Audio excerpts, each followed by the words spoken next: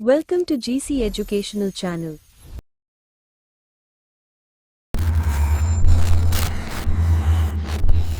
అతను నడుస్తున్నాడు. అతని కాళ్ల కింద చెక్క నేల చల్లగా తగులుతోంది. గదికి దారితీసే సన్నని మార్గం పొడవుగా ఉంది. దాని గోడ మీద ఒక అందమైన ప్రకృతి చిత్రపటం తప్ప మరేమీ లేదు. అతను దాన్ని దాటి వెళ్తున్నప్పుడు అందులోని ప్రశాంతమైన ఆకాశం ఒక్క క్షణం పాటు ఎర్రగా మెరిసి మాయమైంది. అది తన కంటి భ్రమ అని సరిపెట్టుకున్నాడు. తన బల్ల దగ్గరకు వెళ్లి గడియారం వైపు చూశాడు.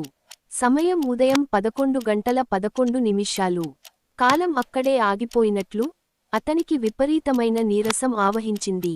అప్పుడు కథ మళ్లీ మొదటికి వచ్చింది. అతను వంటగదిలో ఉన్నాడు. కాని ఈసారి అతని చేయి ఒక యంత్రంలా ఎలాంటి భావం లేకుండా కదులుతోంది. ఈ పాత్రలో తన ముఖం చూసుకుంటే అది వికారంగా సాగినట్లు కనిపించింది. కప్పులో పోసిన నీళ్లు నల్లగా చిక్కటి ద్రవంలా ఉన్నాయి. అప్పుడు అతనికి స్పష్టంగా అర్థమైంది, ఇదివరకే ఇలా జరిగింది. ఆ భయం ఇప్పుడు ఊహ కాదు, నిజం. అది అతన్ని గుర్తుపట్టుకుంది. రెండోసారి ఆ దారిలో నడవడం ఒక పీడకలలా మారింది.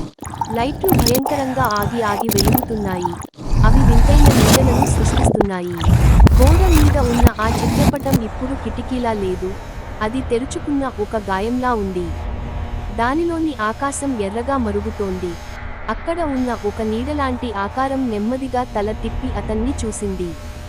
లైట్ల శబ్దం వెనుక నుండి ఎవరో గుసగుసలాడినట్లు వినిపించింది. బల్ల మీద ఉన్న గడియారంలోని అంకెలు ముక్కలైపోయి గందరగోళంగా మారాయి. దాన్ని ఆపాలని అతను చెయ్యి ముందుకు పెట్టాడు. కాని అతని చెయ్యి గాలిలా మారి ఆ గడియారం లోపలికి చొచ్చుకుపోయింది. ఆ ప్రపంచం ముక్కలైపోతున్నట్లు పెద్దగా శబ్దం వచ్చింది. చివరికి అతను గట్టిగా కేక వేశాడు. అదే సమయంలో ఆ ప్రపంచం కరిగిపోవడం మొదలైంది. అతని ఇల్లు ఒక వింతైన, భయంకరమైన జీవిలా మారిపోయింది. వంటగదిలోని వస్తువులు మైనంలా కరిగిపోతున్నాయి. గోడలు ఒక అసహ్యమైన ప్రాణిలా కొట్టుకుంటున్నాయి. వాటి మీద నరాలు స్పష్టంగా కనిపిస్తున్నాయి. అన్ని భయంకరమైన శబ్దాలు కలిసిపోయి చివరకు పెద్ద చప్పుడుతో ఆ ప్రపంచం ముక్కలైపోయింది. నిశ్శబ్దం. ఆ తర్వాత నెమ్మదిగా చీకటి తొలగిపోయింది.